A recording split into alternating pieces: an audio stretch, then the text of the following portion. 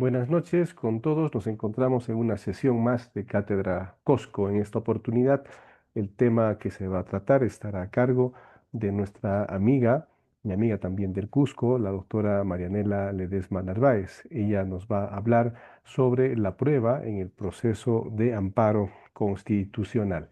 Como se sabe, la doctora Marianela Ledesma Narváez, no obstante de que no requiere presentación, de manera muy breve podemos destacar en ella que ha sido presidenta del Tribunal Constitucional, es profesora universitaria y autor de libros de su especialidad, principalmente en el ámbito del derecho procesal.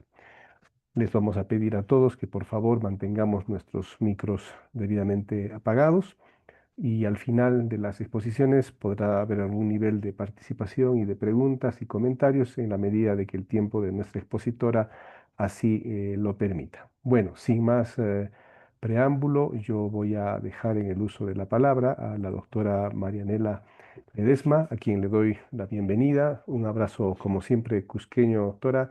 Bienvenida a Cátedra Cosco. Está usted en uso de la palabra, doctora. Eh, bueno, empiezo estas palabras agradeciendo a nuestro amigo Fernando Murillo Flores por la invitación, por permitirme reencontrarme con algunos colegas, amigos de la ciudad del Cusco, con las que en algún momento hemos compartido experiencias académicas en la UNSAC, en la Universidad del Cusco. Y bueno, el tema que quiero compartirles ahora está vinculado con la actividad probatoria, sobre todo en un proceso muy particular, muy especial, como es el amparo como es el amparo como proceso constitucional. Y para ello voy a permitirme, no sé si me pueden permitir compartir pantalla. Doctora, puede hacerlo, no hay ningún Sí, problema. Lo puede ya, hacer, sí. ya, ok.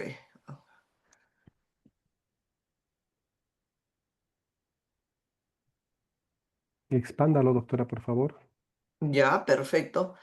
Entonces, quisiera acompañar esta exposición con estas ideas. Primero, recordar la razón de ser del derecho, que está de más decirles a ustedes que son expertos profesionales en el manejo de ello, ¿no? Pero siempre recordar que al final cualquier diferencia siempre nos va a acompañar en toda la vida social, sea a nivel personal, a nivel profesional, a nivel institucional. Y la razón de ser de nuestra misión es siempre tratar de componer esos conflictos y para lo cual nosotros tenemos siempre la posibilidad de definir esos conflictos en estos dos escenarios, Estado o ejercicio de autonomía privada de partes. Hago esta mera referencia porque esto nos va a servir para lo que quisiera luego explicar. En conclusión, utilizando cualquiera de estos dos escenarios y cualquiera de estos modos que clásicamente conocemos, como las autotutelas de la administración o las actividades jurisdiccionales del Estado, o de repente los ejercicios de autonomía privada, sea para conciliar o transar las diferencias, al final nosotros vamos a encontrar posibilidades de soluciones expuestas en estos instrumentos, ¿no? Definiciones en sentencias, en laudos, acuerdos de transacción, de conciliación, pero lo que quiero yo mostrarles es que en todos estos escenarios donde se pueden definir conflictos, sea de repente en un laudo o de repente en una sentencia o en un acuerdo conciliatorio, eh, va a existir, va a existir la posibilidad que las diferencias sean solucionadas no solamente frente a la función jurisdiccional de los jueces, sino también que hay la posibilidad que esas diferencias se puedan solucionar de repente de manera privada, recurriendo a la actividad arbitral o de repente ejerciendo una solución o o de repente ejerciendo una solución consensuada a través de una transacción y conciliación. De todo este escenario que aparecen ahí, transitoriamente me voy a referir a uno de ellos. Me voy a referir acá al primero, a las sentencias, a este escenario en el que creo que la mayor parte participantes que están en este momento están vinculados con esto, con la actuación del Estado, una función heterocompositiva, definiendo conflictos, situaciones de divergencias y emitiendo sus pronunciamientos a través de las sentencias. Pero ojo, no es el único escenario. Hay otros escenarios en los que se definen las situaciones de crisis, como por ejemplo, de manera privada, a través de los laudos, también a través de las autotutelas de la administración o también a través de transacciones y conciliaciones. Cuando nosotros vamos a un escenario judicial, el escenario judicial es un escenario, como todos conocemos, que es súper confrontacional, donde solamente va a haber un ganador y un perdedor. Y el ganador o la parte vencedora va a realizar esa, o va a lograr ese estatus fruto de una excelente actuación probatoria, porque recuerden que en el proceso existe que sobre todo en un proceso civil, pero también la misma lógica se puede reproducir en otras especialidades del proceso, es que hay una especie de carga probatoria. Quien afirma un hecho tiene la carga de probarlo. Quien afirma un hecho tiene la carga de probar, por ello es que el 196 del Código Procesal también nos dice lo mismo. Salvo disposición legal diferente, la carga de probar corresponde a quien afirma los hechos que configuran su pretensión. Y aún más, el Código Procesal Civil también señala el artículo 200 que si no se acreditan los medios, no se acredita con medios probatorios los hechos que ha afirmado su demanda, sencillamente se declara infundada, la demanda será declarada infundada. Esto no es una novedad, no es algo novedoso lo que les estoy compartiendo. Ya los aforismos desde los clásicos romanos decían, tanto vale no tener derecho como teniéndolo y no saber probarlo. Pero ¿hacia dónde yo quiero ir? Quiero primero decirles qué implica el derecho a probar, qué implica la prueba como el ejercicio de un derecho dentro de un proceso judicial en general. Y podemos entonces ubicarnos en el escenario del derecho a probar. Y es que el proceso judicial encierra una serie de garantías para su desarrollo. Garantías que no solo están contempladas textualmente en la Constitución, sino que hay otras garantías que han sido materia de desarrollo a la luz de la jurisprudencia, sobre todo del Tribunal Constitucional. Y el derecho a la prueba es precisamente un ejemplo de este desarrollo constitucional de una garantía que textualmente ustedes no lo van a encontrar en la Constitución. Un minutito, disculpen, olvidé de apagar esto.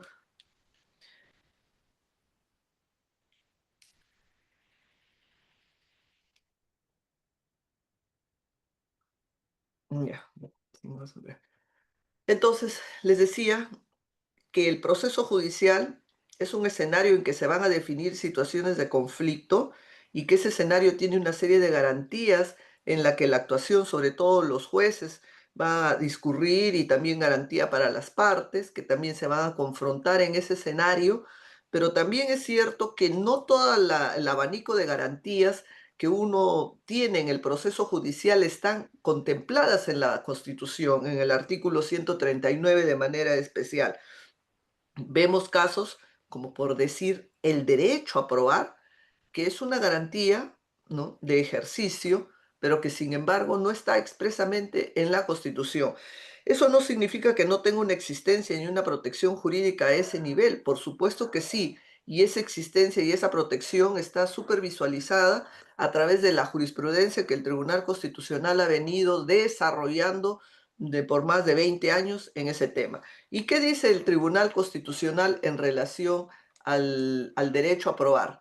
El derecho a probar señala que es uno de los componentes, conforme ahí les estoy compartiendo, porque es una cita legal, textual, mejor dicho, de la sentencia del tribunal, señala de que es uno de los componentes del derecho a la tutela procesal efectiva. Uno de los componentes de esa tutela procesal efectiva que sí está consagrada en la Constitución, dice, es el derecho a probar. Lo dice de una vieja sentencia en un proceso de inconstitucionalidad 10-2002, ¿no? Y por lo tanto, sí requiere de una protección constitucional cuando se vulnera este derecho a probar. Ahora, este es un derecho, el Tribunal Constitucional trata de dar una definición, entonces, ¿qué es el derecho a probar? Y en esta sentencia señala que el derecho a probar constituye un elemento implícito de lo que es la tutela procesal efectiva, un elemento implícito de lo que es la tutela procesal efectiva. Y además también dice que este es un derecho complejo. Algunos dicen que es un derecho complejo, compuesto, pero al final diremos que es un derecho que tiene varios componentes que se tiene que agotar para decir que se ha cumplido o se ha permitido el ejercicio del derecho a probar. Y textualmente dice esta sentencia, la 6712 de 2005, en un habeas corpus, que desde ya se pueden dar cuenta que son criterios muy añejos, pero que dicen lo que nosotros hacemos, o bueno, disculpen que diga nosotros porque ya no estoy en el cargo jurisdiccional, pero lo que todos los jueces hacen cuando manejan procesos que al final terminan con sus decisiones.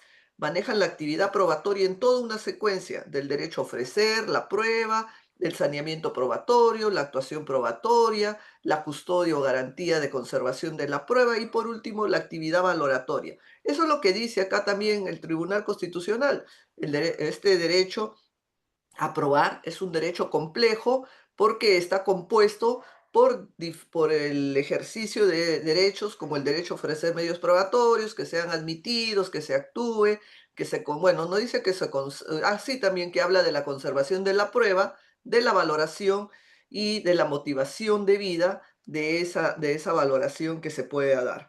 Por lo tanto, lo que yo hasta el momento les vengo a decir, casi no hay mayor novedad porque es reafirmar no solo lo que está sentado en la jurisprudencia del tribunal, no solo lo que ustedes hacen en su propia experiencia jurisdiccional, pero además recurro a recordar esto para luego enfocarnos en la razón de ser de esta intervención.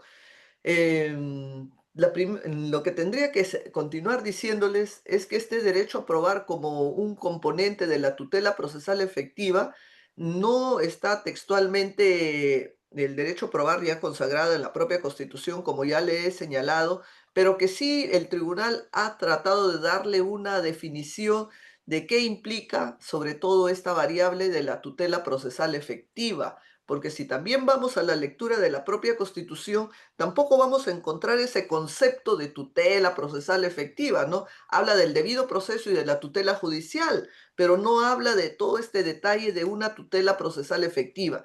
Pero también ha sido la jurisprudencia del tribunal en todos estos, diríamos, décadas, que ha señalado y que ha dado una definición de lo que es una tutela procesal efectiva. Y sobre todo la idea central está acá, en que los justiciables o los litigantes pueden realizar actividad procesal dentro de un proceso, pero siempre y cuando se haga dentro de las de cauces que se ajusten a la formalidad propias de la actividad jurisdiccional que va a realizar. Por lo tanto, no se puede someter a un justiciable a actuaciones arbitrarias, a actuaciones de repente no regladas, a actuaciones que ni siquiera frente a jueces que ni siquiera podrían estar calificados para intervenir en el conocimiento de sus causas, ¿no?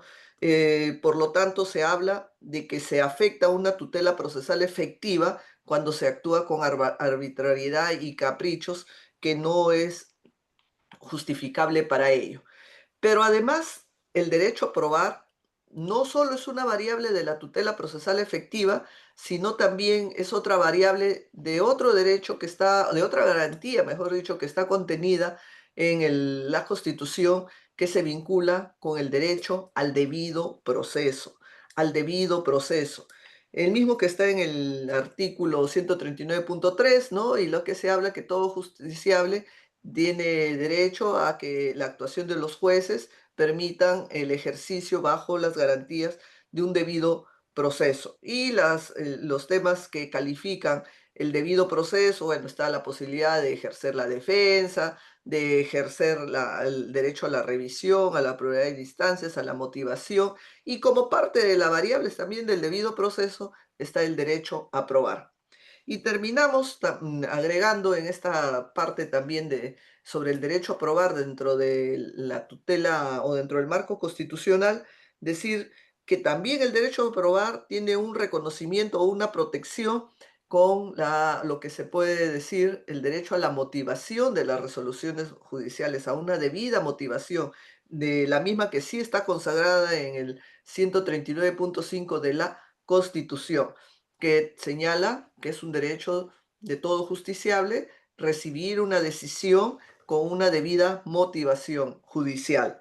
Por lo tanto, si hacemos acá un pequeño resumen, diremos que el derecho a probar es un componente del debido proceso y que también tiene una tutela de garantías constitucionales a partir de la motivación de la resolución y a partir del ejercicio de la tutela procesal efectiva.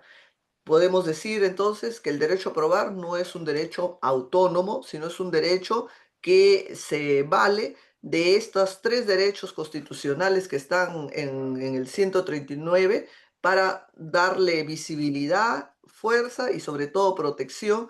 Y esa es la labor que se ha hecho a través de estas interpretaciones constitucionales sobre el derecho a probar. Bueno, dicho esto, tendríamos que decir, ¿y qué tendemos, qué entendemos entonces por el derecho a probar? Es el ejercicio que la parte que afirma el ejercicio de un supuesto, la realización de un supuesto jurídico, es el ejercicio a probar esos hechos de ese supuesto jurídico. Segundo, que este ejercicio a probar de estos supuestos, de estos hechos jurídicos, se van a dar con varios componentes que empezarán desde el derecho a ofrecer, a mostrar los hechos en medios de prueba, el derecho a que en el saneamiento probatorio que se va a afirmar o depurar esa prueba que se está postulando, el derecho a que se actúe la prueba si es que se admite y se conserve esas actuaciones probatorias y por último termine con una valoración, pero una valoración motivada sobre el impacto que le pueda generar un juez en la decisión estos medios de prueba. El proceso es esto, ¿no? El proceso es una confrontación donde no gana necesariamente quien tiene un derecho, sino quien sabe probar el derecho. Por eso vuelvo a afirmar, tanto vale no tener derecho como teniéndolo y no saber probarlo. Y de ahí que esta lógica de confrontación se se muestra la actividad probatoria como una carga probatoria. Igual lo señala el código, el artículo 196 del código, cuando dice que quien afirma un hecho tiene la carga de probar.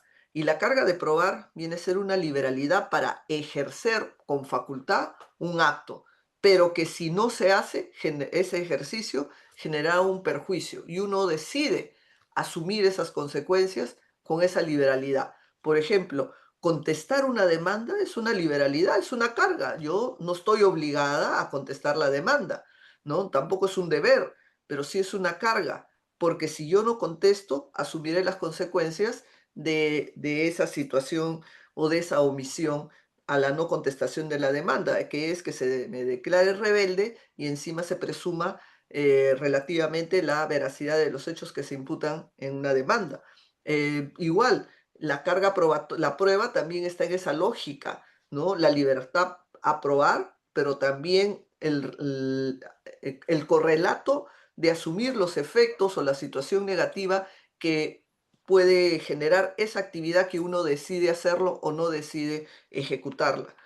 Ahora, si regresamos nuevamente, que esta es casi la primera parte, diría, más de presentación o de recordar o de ubicarnos en el contexto de lo que quiero hablar,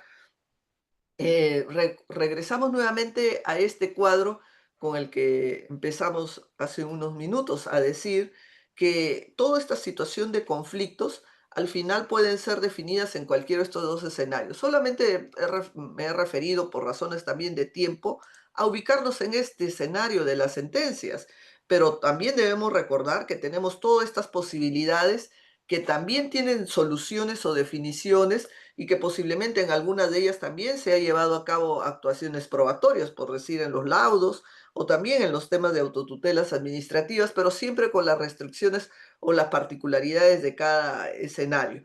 Ahora, ¿qué puede darse en estas situaciones? ¿Qué posibilidad puede darse? Puede darse que, si hablamos de los procesos judiciales, en que se haya afectado el derecho a probar, que ese derecho a probar, que hace unos minutos les he mostrado que pasa por toda esta secuencia, por todos estos componentes, y que tiene otras variables como la oportunidad, que toda la prueba hay que presentarlo en un primer momento, que el juez tiene que motivar, ¿no? Que el juez tiene que actuar, conservar, todo diríamos, este conglomerado de pasos que uno tiene que seguir para para ejercer este derecho a probar, puede darse la posibilidad que se vulnere, que se viole, que se actúe, que se admite una prueba, pero que no se actúe, o que las pruebas estén presentes y o que no se valoren.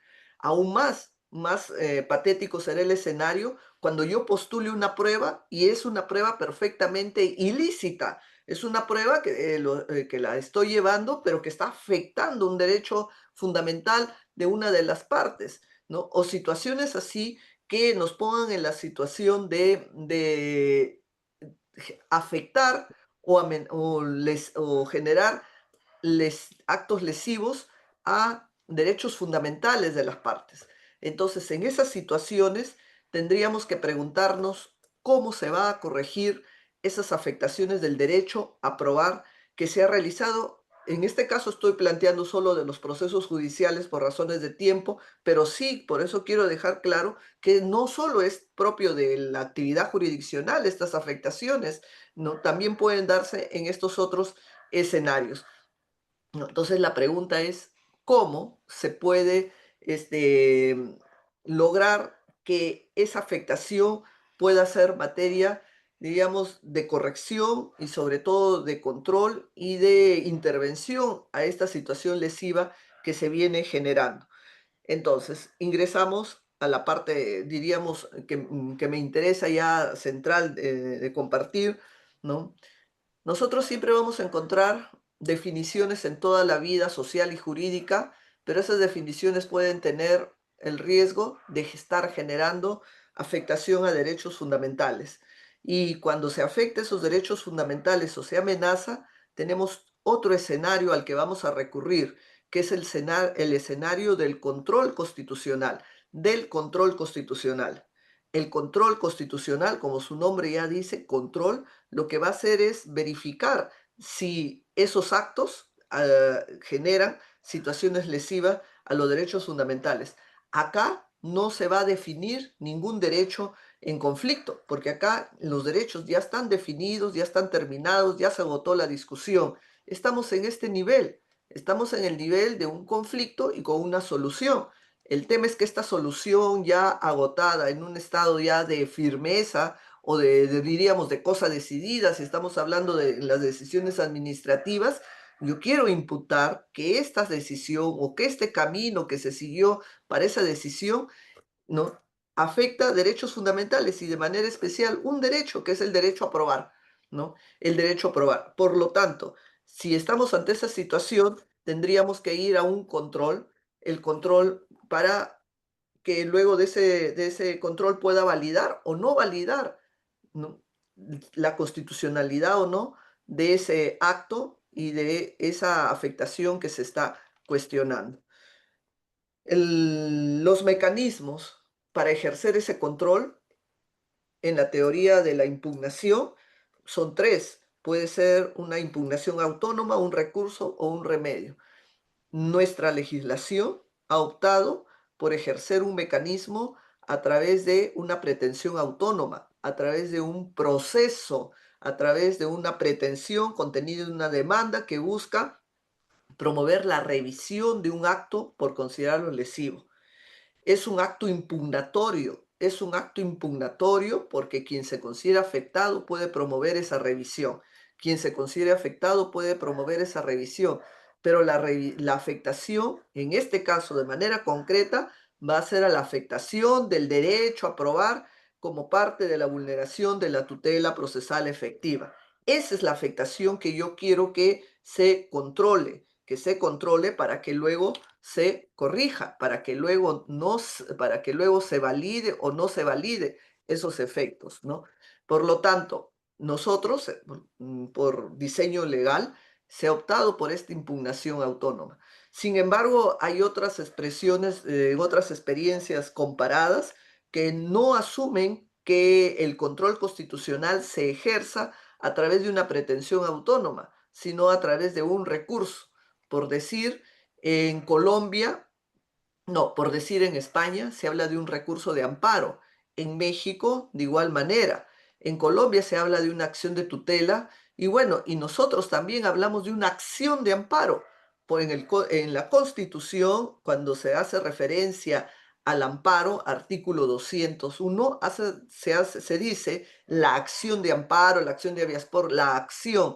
Luego ya en el Código Procesal Constitucional se hace referencia al proceso de amparo en sí, porque diríamos técnicamente lo que se está discutiendo, lo que se está viabilizando es invocar o utilizar un proceso con una pretensión con el fin de impugnar un acto o con el fin de promover la revisión de un acto. El proceso es el mecanismo que permite esa revisión. Ahora, ¿qué viene a ser el proceso de amparo entonces? El proceso de amparo, vuelvo a repetir, a reafirmar, yo sé que con ustedes no opera ese camino, pero por la experiencia que he tenido laboralmente hablando, muchos abogados o muchos justiciables llegaban o llegan a la esperanza del control constitucional con la idea que ese control defina situaciones en conflicto. Y la idea es que el control constitucional no va a definir nada, porque eso ya está definido. Está definido en los escenarios que ya les he comentado, ¿no? Está definido en, en este escenario, bueno, está definido acá. Entonces, ¿para qué se invoca la tutela constitucional? Se invoca solamente para controlar lo definido. Y como consecuencia de ese control, ¿no? El resultado va a ser nulificar el acto o de repente validar el acto, decir que es perfectamente constitucional lo que se ha hecho y acá no hay una vulneración. Entonces, regresamos nuevamente. El proceso de amparo es un proceso que no va a definir ninguna situación jurídica, porque eso ya está definido. Entonces, ¿qué va a hacer el proceso constitucional? El proceso constitucional lo que va a hacer es controlar lo definido para verificar si eso que se ha definido afecta a derechos fundamentales. El control es estrictamente verificar si eso que se ha definido afecta o no derechos fundamentales, pero jamás a cuestionar el fondo, la decisión que se tomó. Dice, el proceso de amparo no busca definir situaciones jurídicas, ni tampoco otorgar derechos en conflicto, porque esos derechos ya están entregados, ya están dirimidos. Lo que se busca no se trata de una tercera instancia, porque acá el juez constitucional no va a revisar lo ya definido, ni se busca que se revise y se compulsas pruebas, porque esas pruebas ya han sido sometidas a todo este camino que ya hemos señalado, todos estos componentes que han terminado con una valoración probatoria, ¿no? Dicho esto, el proceso de amparo se convierte pues en un instrumento de control constitucional para garantizar la no vulneración de derechos fundamentales, en el caso concreto, la no vulneración del derecho a probar, que es lo que estamos señalando. Entonces, la actividad probatoria tiene un rol diferente en la etapa de definir situaciones en conflicto que la, entre comillas, actividad probatoria que se va a llevar a cabo en el proceso de amparo al cual voy a hablar a continuación. ¿Qué quiero decirles? Que cuando se va a definir las situaciones en conflicto, la actividad probatoria se va a dar bajo una lógica de carga de probar. 196, carga probatoria. Pero esa lógica de carga probatoria no va a operar en los procesos constitucionales, porque la lógica del proceso constitucional no está en definir situaciones en conflicto, solamente en corroborar que lo que han elaborado, sea en el camino o en el resultado, como se ha construido, realmente se haya cumplido, ¿no?, las garantías de un debido proceso y todas las garantías que señala la Constitución. En caso no se cumpla, el único propósito será nulificar y deshacer esa situación lesiva y dejar que nuevamente los jueces o los actores vuelvan a hacer su obra. Por decir, me voy a referir solo a estos dos momentos del Código Procesal Constitucional. El primer momento es la Ley 28237, que fue el conocido como el Código Procesal Constitucional, nuestro primer código procesal, en el que se refería de la siguiente manera en relación a la prueba. Y decía el artículo 9 lo siguiente.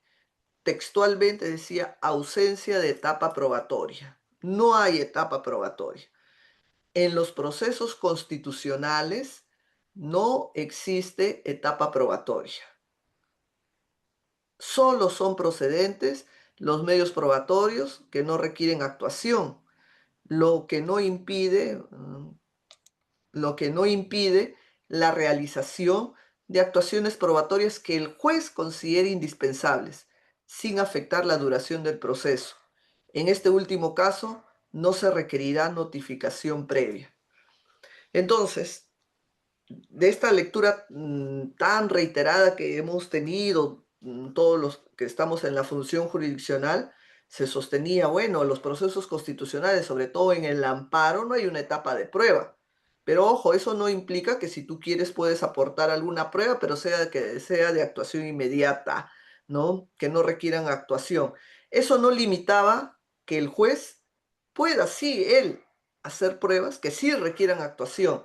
Entonces, acá estábamos ante un supuesto donde sí el juez sí tiene todas las prerrogativas para poder postular y actuar pruebas, ¿no? Pero siempre que sean indispensables, pero sin afectar la duración del proceso. Voy a poner un ejemplo de cómo operaba esto, ¿no? Pero sí, previamente plantearemos las preguntas, ¿no?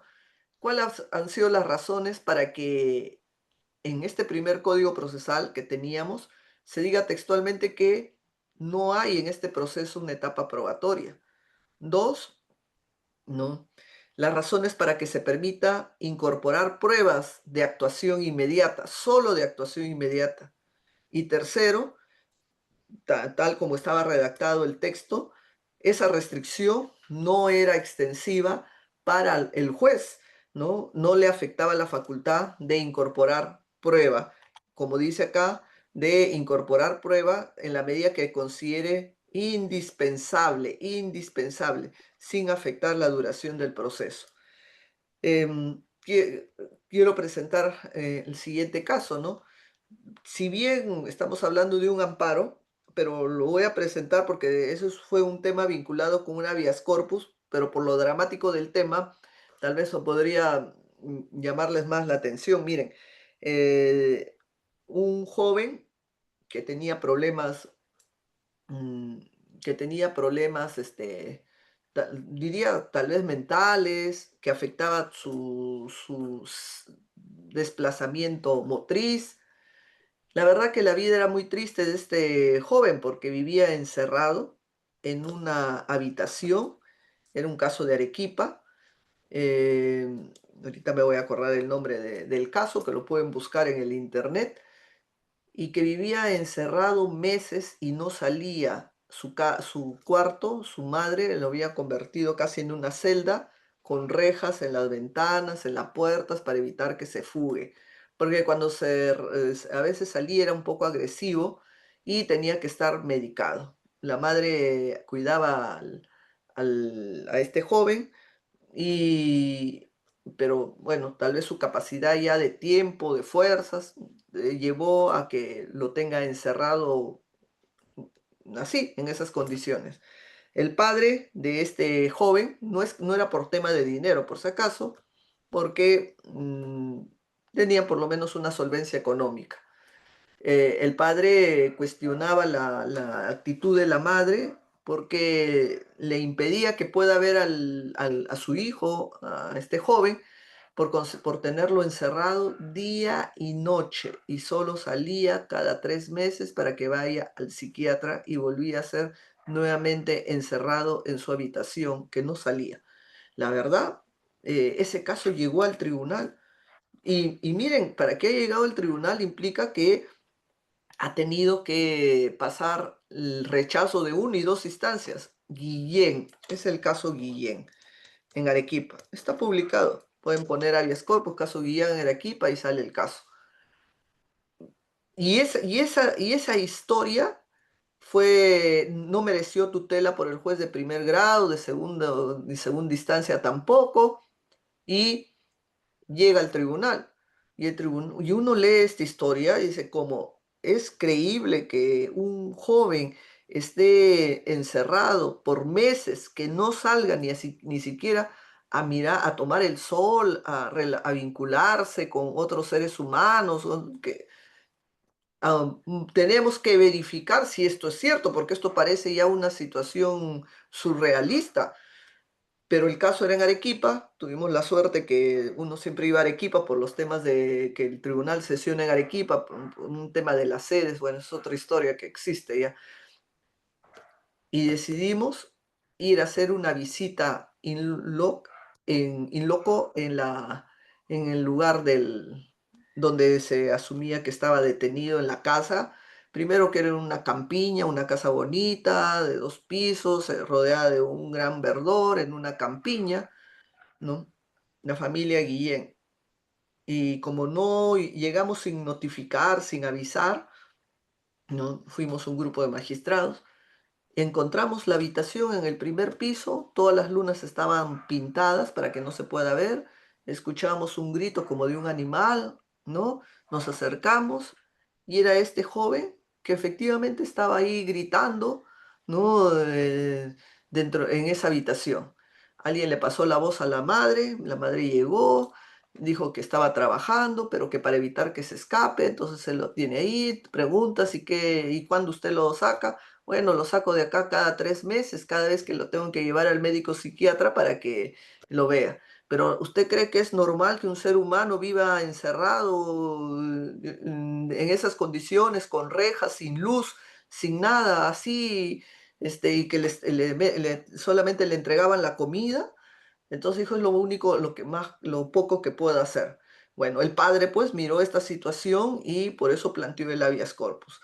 El caso se presta no solo para eso, también para hablar de la lógica de de los interdictos, el papel de la intervención social. Y bueno, pero eso no es un tema de hablar de hoy, pero sí yo les sugiero que lean ese caso. ¿Por qué? Porque el tribunal, utilizando precisamente estas facultades, el juez consideró indispensable ir a hacer una inspección judicial a la escena donde se dice que está detenido este joven para verificar si realmente esas condiciones que denuncia el padre existen, si afecta derechos a este joven y tomar una decisión. No, pongo ese caso para hacer referencia a esto que permitía el derogado Código Procesal en relación a la intervención de los jueces. Bueno, esta redacción que tenía el artículo 9, entonces llegaba a que algunos pues cuestionaran cómo es posible que no haya actividad probatoria, otros decían que sí. Y bueno, y la gran pregunta es, ¿y por qué? ¿Por qué un proceso constitucional tiene esa reducción en la etapa probatoria? Bueno, posiblemente vamos a decir, se trata de procesos de tutela urgente, hay que dar una respuesta rápida, si abrimos el debate probatorio va a implicar actuaciones y actuaciones de pruebas, y en conclusión, pues la urgencia se desnaturalizaría. Bueno, no dejan de tener razón, pero en esencia, lo que hace el Tribunal Constitucional acá es controlar si existió afectación de derechos fundamentales. La actividad probatoria que se hizo en el proceso ordinario, en el proceso de tutela ordinaria, esa actividad no es motivo de conocimiento del juez, del juez constitucional. Esa actividad es motivo de conocimiento del juez ordinario. Si yo estoy hablando, por decir, en una pugna de propiedad, de reivindicación, de mejor Hola, derecho, de cualquier tema, demostrar eso que digo que debo, que día, bebé. que tengo mejor derecho, o demostrar lo que se quiera señalar, eso es la actividad probatoria que le va a incumbir al juez ordinario. Y entonces, ¿qué le va a incumbir al juez constitucional? Al juez constitucional le va a interesar estrictamente qué no hizo correctamente el juez ordinario que afecta el derecho fundamental. Motivó correctamente las decisiones, posibilitó que ejerza la defensa, posibilitó la pluralidad de instancias, no la revisión en las instancias, la pluralidad, no, sino la revisión de instancias. Posibilitó ello, posibilitó el ejercicio del derecho a probar. Ese es el tema en discusión, no el de tema de fondo, no esa situación. Por lo mismo que el tema de fondo es solamente controlar si se hizo o no se hizo, la actividad probatoria es bastante reducida, pero tan reducida que tampoco va a maniatar al juez constitucional que pueda incorporar pruebas que a su entender resultan indispensables para tomar la decisión sobre lo que se le está pidiendo que controle. Lo que quiero decirles en otras palabras es que la prueba para definir el derecho es totalmente diferente la prueba para controlar lo definido. Son dos temas totalmente distintos. Ambas se llaman pruebas, sí, pero el objeto probatorio es totalmente distinto, porque el objeto probatorio en la tutela ordinaria son los hechos en conflicto con la contraparte, pero el objeto de la prueba en el control constitucional es demostrar la afectación del derecho fundamental a la luz de lo que se está diciendo en el propio proceso o el resultado que se ha obtenido. Si seguimos avanzando, hoy el texto actual del Código Procesal Constitucional dice lo siguiente, artículo 13, dice ofrecimiento de medios probatorios, oportunidad y valoración. Dice, en los procesos constitucionales, los medios probatorios se ofrecen con la interposición de la demanda y en el escrito de contestación. Ya, bueno, ha ordenado que sea en la etapa postulatoria. Solo son procedentes aquellos que no requieren actuación.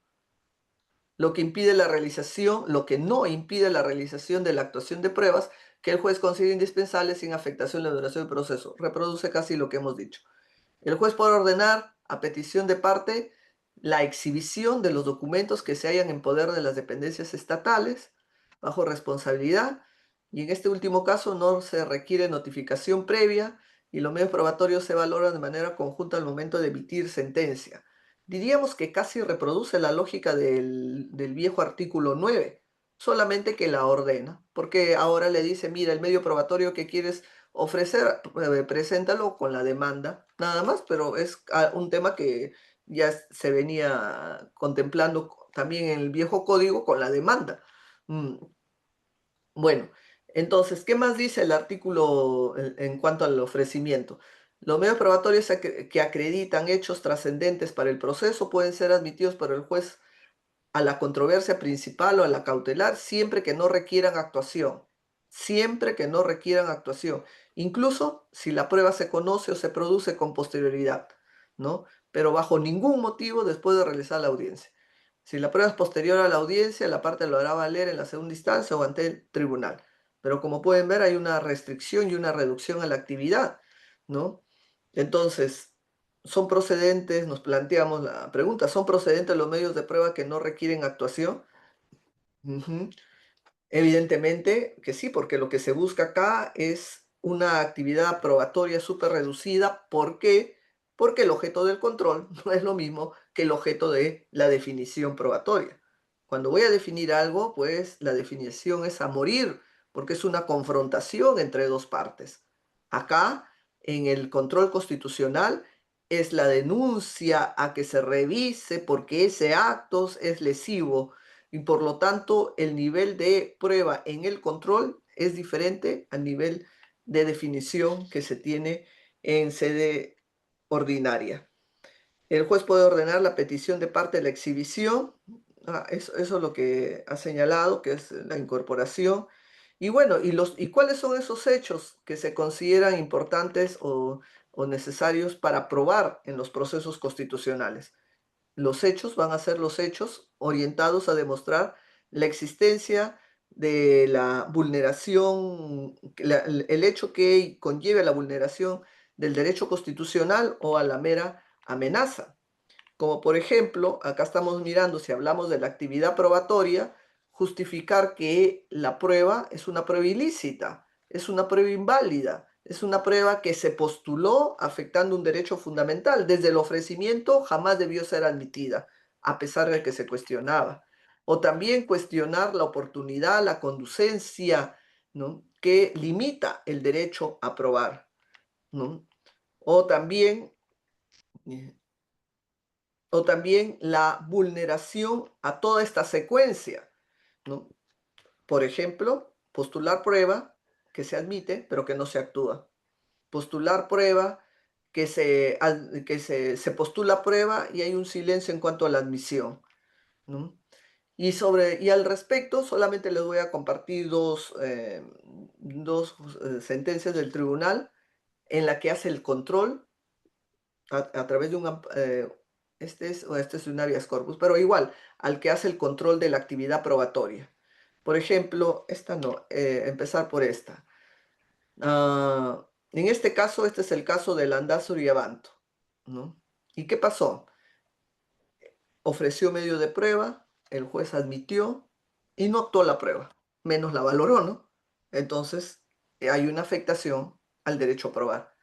El proceso constitucional se orientó a cuestionar que se había afectado el derecho a probar, porque uno de los componentes del derecho a probar, que es la actuación, no se ejecutó, no se materializó. Por lo tanto, mal podría valorar el juez una prueba que nunca se actuó. Dice, el derecho a probar es uno de los componentes elementales del derecho a la tutela procesal. Dice esta señora Landázuri, dice lo siguiente: sostenía que en el proceso penal, ¿no?, los órganos jurisdiccionales incurrieron en irregularidades en el ámbito probatorio, ¿no? ¿Qué pasó? Alegó que ni el juez ni la sala visualizaron un DVD que ella ofreció durante la etapa de la investigación. Un DVD, ¿no? No se ejecutó, no se actuó. Ahí hay una deficiencia, el derecho a probar. Acá tenemos otra también, que está vinculado a cuestionar que un juez no hizo prueba de oficio, y como no actuó prueba de oficio, entonces afecta el derecho a probar. Entonces, ¿qué dice el tribunal? Esta es una de las últimas. Dice, no se puede alegar que se vulnera el derecho a la prueba si el juez no actúa la prueba de oficio, porque conforme dice el 194 del Código Procesal Civil, ¿no?, eso es una facultad que tiene un juez, y es una facultad que tiene ciertas limitaciones, ¿no? Como por ejemplo la motivación, referirse a los hechos, evitar convertirse casi en abogado de la parte y todo ello, ¿no? Entonces el tribunal ha dicho, el colegiado ha señalado que con relación al planteamiento de la demandante, que debió actuar de oficio la visualización de un video, cabe señalar que la actuación de la prueba de oficio por parte del órgano jurisdiccional es discrecional, esto es facultativo, ¿no? Y se advierte además que la defensa del beneficiario no propuso la visualización de tal video en el juicio oral, ¿no? ¿Por qué es importante esta sentencia? Porque el tribunal acá le coloca un límite al derecho a la prueba respecto a la prueba de oficio. Y ese es también un tema muy recurrente, porque se asume que lo que la defensa de no, que la actividad que hace una de las partes quiera ser suplida o mejorada con la actividad de oficio que se le pide al juez que haga. Bueno, dicho en otras palabras, lo que quiero señalarles o graficarles es esto.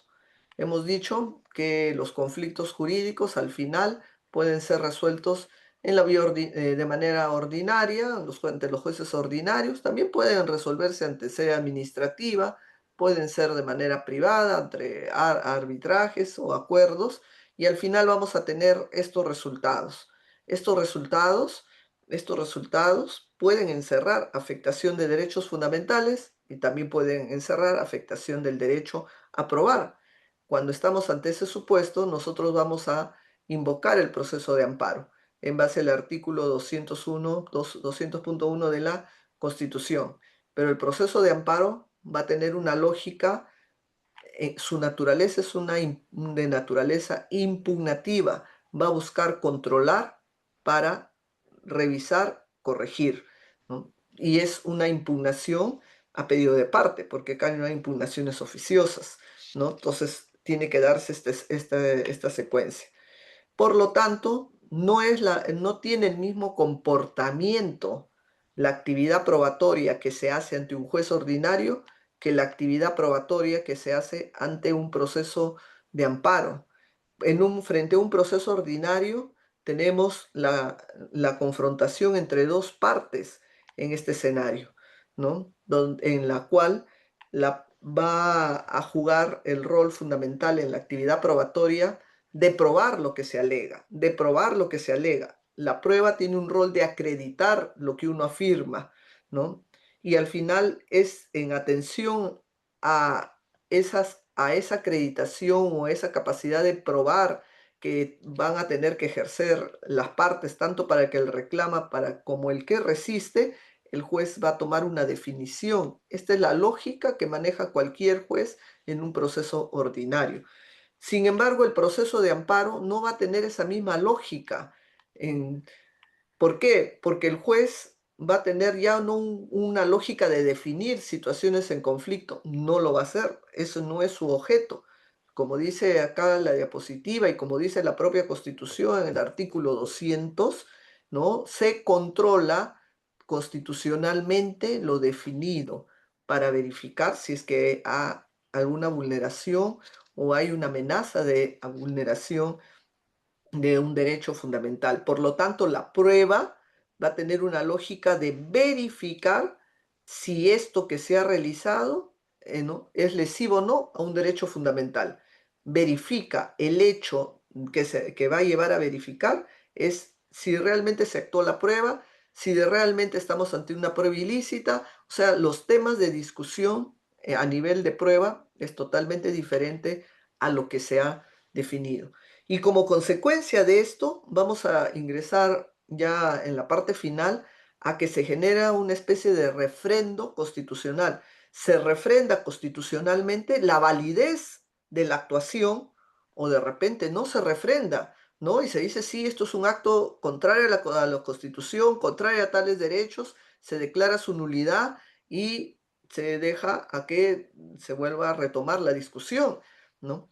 Pero si este amparo realmente confirma, valida que la actuación probatoria realmente no ha sido irregular, entonces lo que estamos haciendo es refrendar la constitucionalidad de la actuación y lo que comúnmente, aunque algunos cuestionan que se hable de la cosa juzgada constitucional, pero diremos pues que estamos afirmando la constitucionalidad de ese acto que se ha revisado para determinar si se afectó o no un derecho fundamental, el derecho a probar, en la forma como se está planteando. Ujú. Concluyo esta intervención diciéndoles 4 ideas en resumen, ¿no? El proceso de amparo acoge una pretensión impugnatoria, porque el amparo es una impugnación a través de un proceso que se busca revisar para determinar si el acto o la decisión que define las situaciones e intereses en conflicto vulnera o amenaza derechos fundamentales. El amparo no requiere de una etapa probatoria porque su rol se orienta a definir derechos, porque su rol no se orienta, ya estaba leyendo mal, no se orienta a definir derechos, sino a contrastar si el contenido de esos actos son contrarios al marco constitucional. Tercero, la prueba en el proceso de amparo tiene un rol de verificar o corroborar la constitucionalidad del acto que se cuestiona, de lesivo, a diferencia de la actividad probatoria en los procesos ordinarios que se orientan a demostrar o acreditar los hechos que se alegan. Cuarto, la actividad contralora de constitucionalidad que se desarrolla en el proceso de amparo permite dos resultados. Uno, corregir actos lesivos de inconstitucionalidad, si es el caso, y afirmar la constitucionalidad del acto impugnado. Esta última situación nos lleva a refrendar la constitucionalidad del acto y hablar de una cosa juzgada constitucional al respecto. Bueno, en pocas palabras es lo que he querido compartir esta noche con ustedes y agradezco su atención y quedo llana a cualquier interrogante. Gracias, doctora, por su intervención, por su tiempo y por la claridad de los conceptos que ha vertido. No sé si en nuestro público exista la intención de preguntar, hacer algún comentario de manera breve, por favor.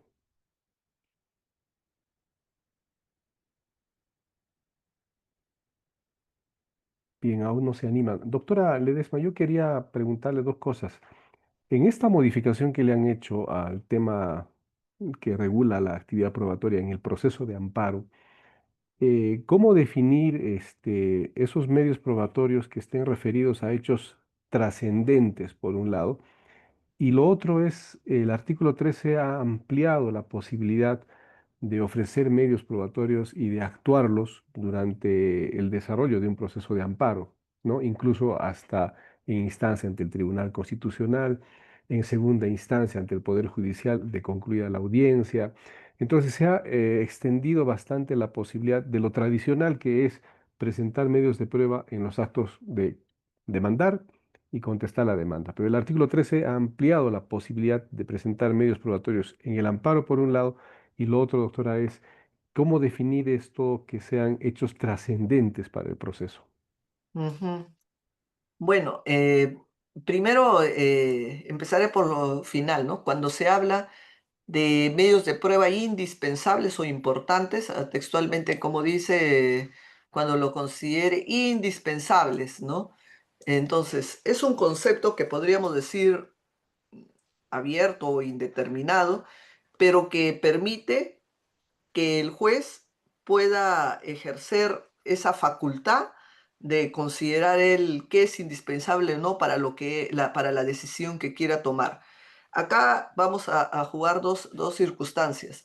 Al ser un concepto bastante abierto, ¿no? Eso permitirá que el juez vea en cada caso y qué evidencia probatoria se requeriría tomar para confirmar o no una decisión.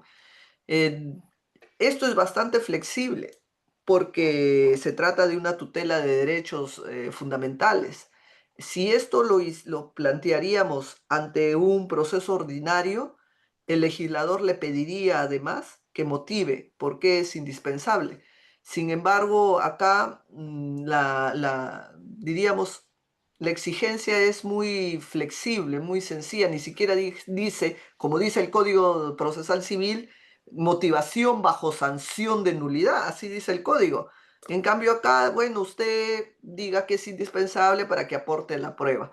Entonces, considero que, bueno, dada la naturaleza del derecho que está en discusión, se permite esa, diríamos, esa flexibilidad al juez para que le dé ese contenido al concepto de indispensable. A mí me parece saludable porque al final es el juez es el que va a decidir qué para él le resulta indispensable para tomar la decisión en este control constitucional. Ahora, el otro tema es que está referido al artículo 13, cuando se permite que, textualmente debo leer, dice, los medios probatorios que acrediten hechos trascendentes para el proceso. Entonces acá también vamos a la misma pregunta, ¿no? ¿Qué hechos son trascendentes para el proceso? En el cual se pueda ofrecer prueba que no requieran actuación. Siempre se tiene que ofrecer prueba que no requieran actuación. En ningún escenario el código permite, el nuevo código también permite que se admita pruebas que requieran actuación, jamás. Solamente de las que no requieren actuación, pero siempre y cuando estén referidos a hechos trascendentes para el proceso sobre lo que se va a definir, ¿no? Entonces, ¿cómo podríamos calificar esos hechos trascendentes? Bueno, definitivamente tiene que estar en función al hecho que se está denunciado como lesivo a un derecho fundamental. Tiene que estar en función a ello.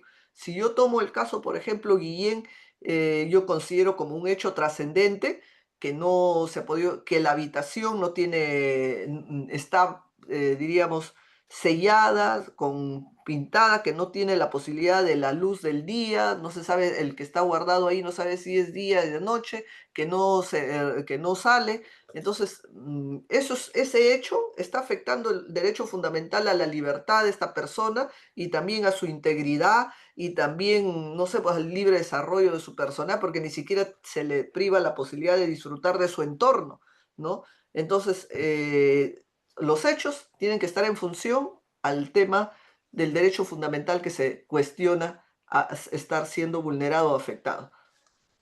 Esa es más o menos la idea que podría dar. Sí, doctora, lo que también le pedí su opinión es con relación a esta amplitud que se ha dado en los momentos en los que se puede presentar prueba, ¿no? Porque incluso el artículo dice, bueno, en el amparo, hasta el momento de la audiencia misma. Y dice, Exacto. después de la audiencia ya no, pero sí lo puedes presentar en segunda instancia e incluso ante el tribunal.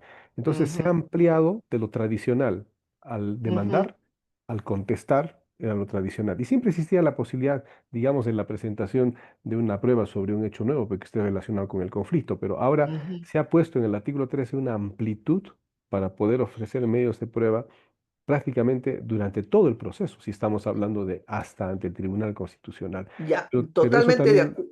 muy permisible, ¿no? ¿No le parece o está bien?